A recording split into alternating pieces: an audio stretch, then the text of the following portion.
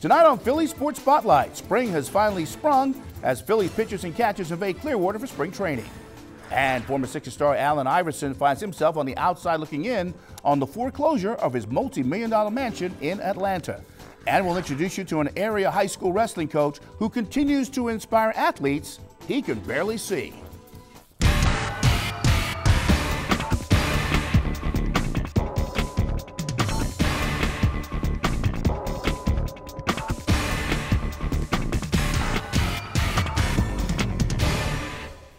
Hello, Ryan Philanders, and welcome to another edition of Philly Sports Spotlight. And right off the top of the show tonight, I want to do something with. I want you to stop whatever you're doing, sit down in your favorite chair, whatever's close by, and just close your eyes.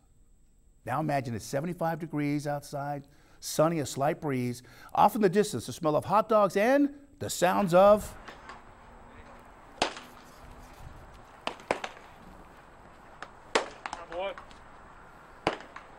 And there it is. It's the pop of the old hard ball hitting the leather, or to be more specific, the catcher's mitt. Yep, the start of spring training has arrived. The Phillies pitchers and catchers are in Clearwater getting their grooves on, if you will. The rest of the squad expected to join them in a couple of days. By the way, first spring game, February 23rd, Bright House Field against the Astros. That is the American League West Houston Astros. How about that? Now, to be honest with you, we really should be calling this aces and catchers reporting, especially given the fact the Phillies are now paying $20 million each to starters Cole Hamels, Cliff Lee, and Roy Halladay. Hamels, of course, avoided the free agent market last summer by accepting the Phillies' six-year, $144 million contract. The move also assured that Cole and his wife Heidi would be able to remain in Philadelphia and continue their philanthropic work with the Hamels Foundation, for which they were recently honored at the Philadelphia Sports Writers Association banquet. And really feeling honorable. And I think the memories that I really will enjoy the most, even though I do have a World Series ring and being able to play here for the city of Philadelphia, it's what we get to do and what I get to do for the community, because seeing the joy on kids' faces and teachers and a community, that's really is probably going to be the everlasting moments that I will take for as long as I am obviously still here.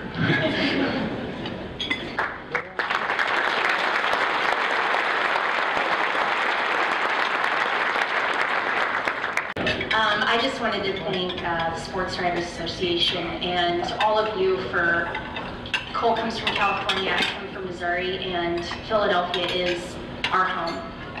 And I get choked up about saying that each time because it's really heartfelt. And that's why we're so proud to be Philadelphians and make this our home. Thank goodness for the next 6 years. And thanks to the Phillies for keeping us here. Seriously, thank you so much.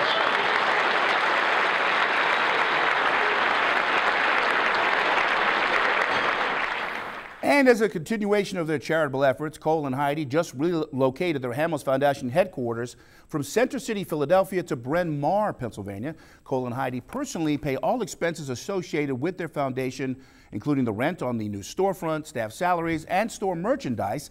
This, by the way, ensures that 100% of the store sales go directly to their foundation. In case you didn't know, the Hamels Foundation was founded back in 2008 with the motto, "Education is the answer." And at the moment, the foundation grants aid to needy inner-city schools in the U.S. and is currently building a boarding school in Malawi, Africa. Now, getting back to spring training, moving the Phillies from Citizens Bank Park to Clearwater every year is no easy task, especially when it comes to packing that big old trailer that carries all of the team's equipment and various other sundries. To take a look at some of the partial manifesto on this year's trip, let's take a look inside that truck, shall we? 15 cases of gum, regular and sugarless, because your dentist got to make sure you're eating sugarless gum. 12 cases of sunflower seeds, 20 coolers and a half pallet of Powerade, that's the powdered stuff. 250 batting gloves, 350 pair of shorts, 450 pair of pants, 600 pair of socks. Oh, we're not done. Let's check the rest of the manifesto. 600 hats, 200 fleeces, because we do have some cold nights down in Florida, right? 1,200 bats, 2,000 t-shirts, 2,400 baseballs, 10,000 12-ounce cups, and 150 pair of batting gloves. How about that? That's a lot of stuff to pack on one small truck, if you will. Now, let's move on here. Imagine, if you will, you're a 17, 18-year-old high school baseball player getting ready to start your season, and you get a chance to meet the reigning MLB American League Rookie of the Year, Mike Trout. Well, check this out. Millville High School varsity baseball coach Roy Hollenbeck recently texted me this photo of Trout actually awarding 2013 team captain Emilio Santiago the #1 jersey that he wore while a student at Millville. I got to tell you, that is some pretty cool stuff. Well, after weeks of speculation, the Eagles have finally finalized their new coaching staff. Obviously, we all know about the head coach, Chip Kelly, the wunderkind from Oregon, but what about the rest of his staff? Well, when it comes to the Eagles' offensive coordinator, what's old is new again, as Pat Shurmur returns to the nest after originally spending 10 seasons with the Birds as tight ends coach from 1999 to 2021 and quarterbacks coach from 2002 to 2008. Now, during his stint as QB coach, he helped guide Donovan McNabb to 3 Pro Bowl berths and saw him break nearly every franchise passing record. Shurmur recently, however, served as head coach for the Cleveland Browns. Chip Kelly's defensive coordinator, probably not what most Eagle fans had in mind, but Billy Davis comes to Philadelphia with 21 years of NFL coaching experience, recently serving as the linebackers coach for the Cleveland Browns. Now, in addition to coaching under defensive gurus Dom Capers, Bill Cowher, Dick LeBeau, Mike Nolan, Wade Phillips, and Marvin Lewis, Davis has also helped guide 7 players to the Pro Bowl: Keith Brooking, Darnell Dockett, Kevin Green, Walter Harris, Lamar Lathan, Dominique Rodgers-Cromartie, and Adrian Wilson.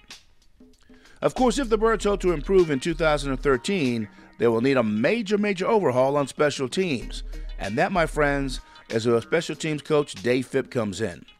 Phipp, who recently held the assistant special teams position with the Miami Dolphins, helped guide the Fins special teams to a 2nd overall ranking in 2011 and a 4th overall ranking in 2012. I will tell you that Kelly dipped into his Oregon Ducks coaching pond to pick his defensive line and assistant head coach, as Jerry Azzinaro follows Chip from Eugene to South Philly. Now, while cultivating Oregon's defensive line between 2009 and 2012, the Ducks D-line collected a total of 76 sacks. The offensive line will be coached by perhaps one of the most respected O-line coaches in the country, as Jeff Stoutland comes to Philly after spending the last 2 seasons with the national champion Alabama Crimson Tide. Prior to working with the Tide, the Stoutland spent 14 years as an assistant with the Miami Hurricanes. So obviously there's still some questions as to who the Eagles' quarterback will be of the future. When that decision is eventually made, Bill Lazor will be the team's QB coach and will do so after spending the previous 3 seasons as the offensive coordinator and quarterbacks coach at the University of Virginia. Lazor, by the way, also has 7 years NFL experience following stints with the Seahawks and Washington Redskins. 43-year-old Bob McNeil joins the Eagles as wide receivers coach, following a 3-year stint with the Buffalo Bills, where he also coached the wideouts. Prior to Buffalo, McNeil was the offensive line coach with the Kansas City Chiefs for 3 years and spent the 2006 season in the same capacity with the Temple Owls. And there were a couple of holdovers from the Andy Reid regime, namely tight ends coach Ted Williams, now in his 19th season in Philadelphia, making him the longest tenured coach in franchise history. Williams originally joined the team in 1995 under then head coach Ray Rhodes. And how about former Eagle Deuce Staley? After spending the last 2 seasons as the Birds special teams quality control coach, he takes over the reins at running back coach. Staley, of course, originally a 3rd-round draft pick by the Birds back in 1997.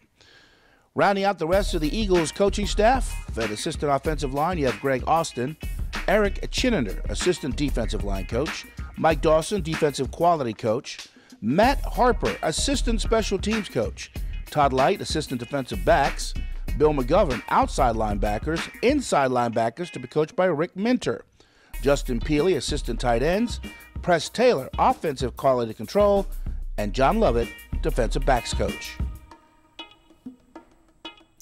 Now, judging by the reaction of most Eagle fans, I sense an air of indifference about some of those selections. I guess the best thing to do is just wait and see, because you never know. You could be pleasantly surprised. By the way, speaking of surprised, how many of you blindsided by the news that Michael Vick restructured his contract to sign a 1-year deal with the Birds? Very intriguing, if I may say so myself.